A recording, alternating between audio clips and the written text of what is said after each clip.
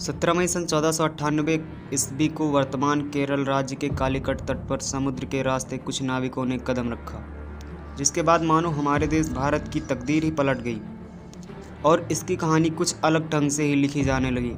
दोस्तों, ये वो दिन था जब यवन यूरोपीय नाविक यात्री वास्को डी गामा ने भारत की खोज की थी।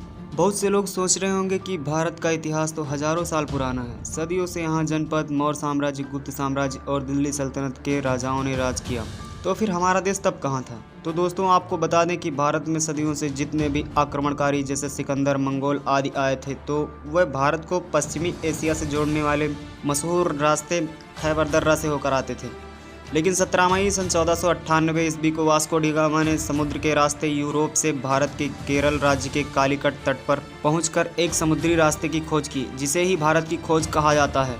उस समय भारत कृषि उत्पादों के लिए बहुत मशहूर हुआ करता था, विशेषकर मसालों के लिए, जैसे काली मिर्च, इलायची, दालचीनी आदि के लिए बहुत प्रसिद्ध था, जिस कारण उस समय भारत के साथ व्यापार करने के लिए यूरोपीय तथा अरब के देशों के बीच होड़ लगी रहती थी। लेकिन उस समय जैसे भारत, चीन, म्यांमार आदि के साथ व्यापार केवल स्थलीय मार्ग से ही होता था, जिससे सिर्फ मुस्लिम शासक या व्यापारी ही इस्तेमाल किया करते थे और मुस्लिम शासक उस मार्ग से यूरोपियों को व्यापार नहीं करने देते थे। लेकिन जब यूरोपीय लोग भारत के बारे में सुनते तो वह भारत पहुंचने के लिए और भी ज़्यादा उत्सुक हो जाते थे और वह भारत पहुंचने के लिए उन्होंने समुद्री मार्गों की खोज करना प्रारंभ कर दिया।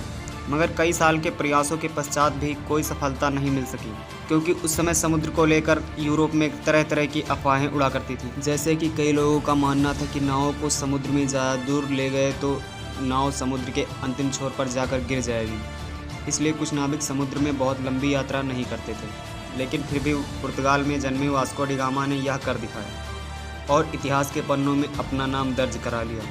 दोस्तों, वास्को डी गामा का जन्म 1460 के आसपास के दशक में पुर्तगाल में हुआ था। उसके पिता एस्टीवा भी एक अच्छे नाविक एवं खोजकर्ता थे।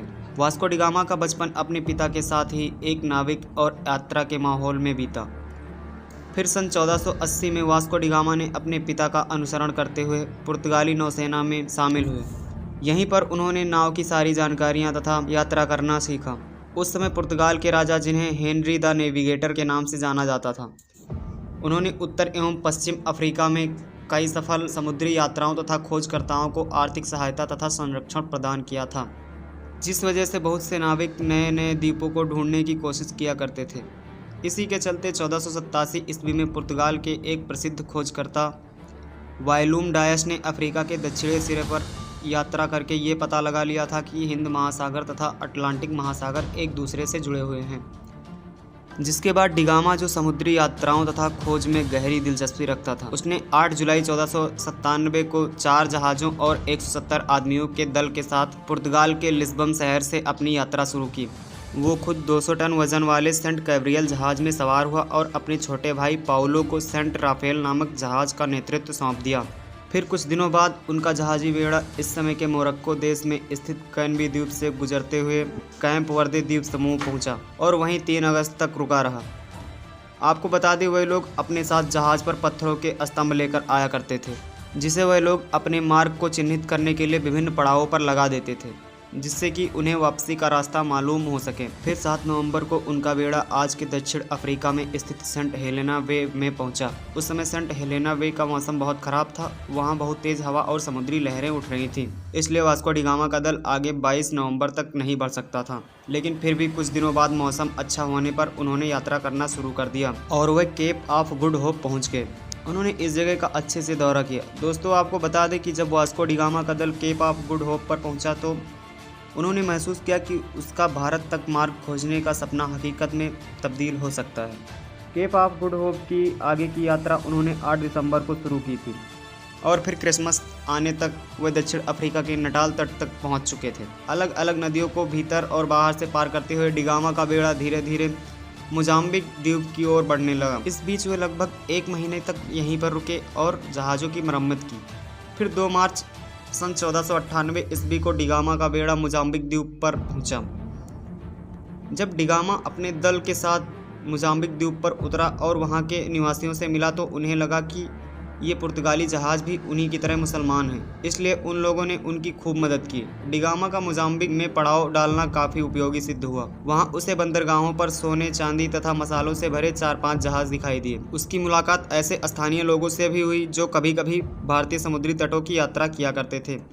इससे वास्को डिगामा को पूरा विश्वास हो गया कि वह उचित दिशा की ओर आगे बढ़ रहा है। उसे उस दिशा को समझने में भी काफ़ी मदद मिली जिसमें उसे आगे बढ़ना था। फिर 7 अप्रैल 1498 को उनका बेड़ा मुम्बासा में प्रवेश कर गया तथा यात्रा के एक और महत्वपूर्ण ठहराव में वो मुम्बासा के मालिंदी द्वीप पर रुके। मालिंदी में डिगामा की मुलाकात एक ऐसे गुजराती नाविक से हुई जो भारत के दक्षिणी पश्चिमी कालीकट तक जाने का मार्ग जानता था। नाविक के महत्व को देखते हुए डिगामा ने उसे भी अपने बेड़े में शामिल कर लिया। फिर अगले 20 दिन तक लगातार हिंद महासागर में चलने के बाद डिगामा को धीरे धीरे भारत के घाट और पहाड़ दिखने लगे। फिर वह 17 मई सन 1498 को भारत के केरल के कालीकट बंदरगाह पर जा पहुंचा। कालीकट में राजनायकों द्वारा वास्को डिगामा का काफ़ी अच्छे से स्वागत किया गया।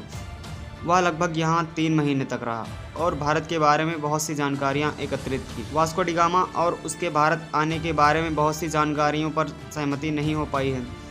दोस्तों, यहाँ लगभग 3 महीने रहने के बाद वास्को डिगामा पुनः अपने देश लगभग 2 सालों की यात्रा करके पहुँचा। इस दौरान उसने लगभग 38,600 किलोमीटर की यात्रा की थी। उसकी इस लंबी यात्रा में कुल 170 लोग शामिल थे, जिसमें से यात्रा के दौरान 116 की मृत्यु हो गई थी। वास्को डिगामा की इस उपलब्धि से पुर्तगाल का राजा बहुत खुश हुआ तथा उन्होंने फिर से दूसरी बार उसे 1502 में भारत की यात्रा पर भेजा था।